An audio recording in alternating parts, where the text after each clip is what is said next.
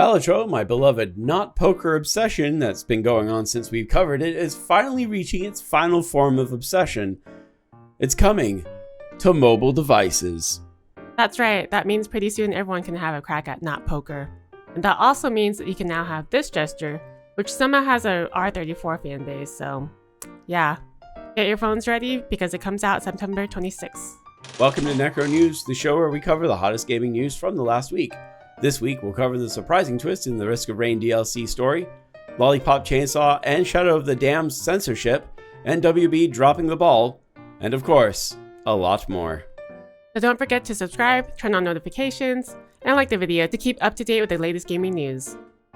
Let's start with the follow-up to the disastrous launch of the Risk of Rain DLC, Seekers of the Storm. So a quick update on the dumpster fire, it's kind of been put out. Thankfully, the FPS bug is fixed, plus a lot of the other bugs are squashed, so I guess it's not nearly as bad as it was a week ago, but the DLC itself is pretty crap. However, it is worth mentioning that the dev team seems to have the right enthusiasm for the work ahead. So while it is Gearbox, we'll at least keep an ear out to see if things improve.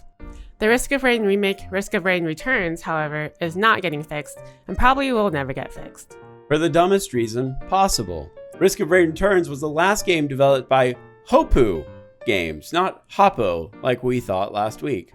That was before, of course, fun fact, they were absorbed by Valve.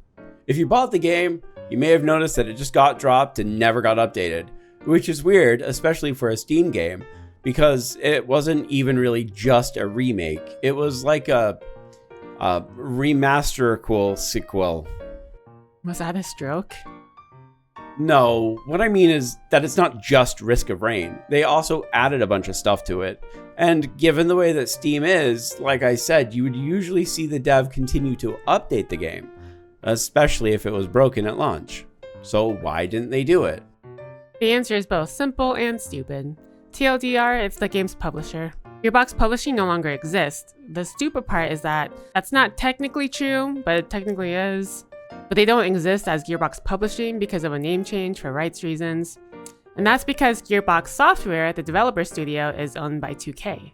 And Gearbox Publishing is owned by Gearbox Software's previous owner, the Embracer Group. And since 2K now owns the rights to Gearbox's games, the publisher that had the same name can't be involved with Risk of Rain Returns anymore. And that comes right from the devs via this Discord conversation. There's some things that we kind of skipped for clarity's sake, but honestly, it doesn't matter, cause it's just stupid. Mergers, am I right? Anyway, since Embracer technically owns the publishing rights to Returns, the only way an update can happen is if 2K buys the rights, which they will likely never do, and I blame Randy. Our next story is about Lollipop Chainsaw and Shadows of the Damned, two games created by Grasshopper Manufacture in the early 2010s, that each have a bit of their own cult following. The final boss of Shadows of the Damned made me want to break your mom's window. It was so fucking frustrating. But Garcia Hotspur is hot, so it's okay. Anyway, yeah, everyone has been closely watching the Lollipop Chainsaw repop, hoping to God that it wasn't censored after the whole music debacle. Thankfully, the game's producer Yoshimi Yasuda has been stoking the fires of confidence by explaining that the changes that they are making aren't going to be censorship and outlining them completely. He outlined that the game will feature two modes. The first is original mode, which is pretty self-explanatory, minus the copyrighted music, as well as changes to the gameplay to make it feel more like a modern action game, such as attack power, movement speed, camera movement range, stuff like that. And then there's repop mode, which isn't nearly as violent. Ooh. And will feature pop art effects like kapow and other comic-y stuff. Wow! But anyway, on the topic of original mode, Yoshimi made it a point to state that the original mode was applied for approval to all the platform holders like Xbox and Sony, and they didn't ask for any revisions of any kind. So original mode is 100% uncensored. Now we gotta talk about the sad news. According to an interview with Shinji Mikami, the creator of Resident Evil and Suda51, Shadows of the Damned is apparently going to be censored because of Japan's crazy rating board. Surprisingly, the censored version of the game will only be available on consoles because Steam doesn't require a 0 rating to be sold on the store. I don't know why Japan hates gore so much, but then we have things like Tokyo Gore Police. honestly, this isn't so bad, because who honestly would want to play a third-person shooter on a console? Me.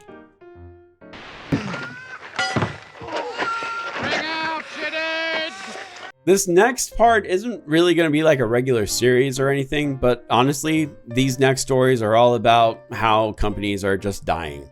And we should probably start with talking about Concord. Huh. Alright, well, let's get on with it. First off, what is Concord?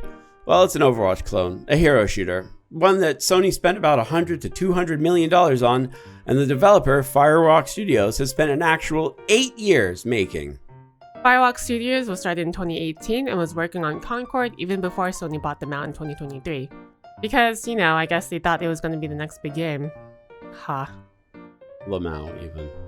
So after Sony bought the studio, they started teasing Concord with this video in the 2023 PlayStation Showcase, in which they basically pulled a dead island and didn't really show any of the game at all. Luckily, they announced the full game this year, and then the beta just a few months afterwards to a surprise, underwhelming amount of players. And yet they continued to keep going, promising that they would fix the game, which they didn't.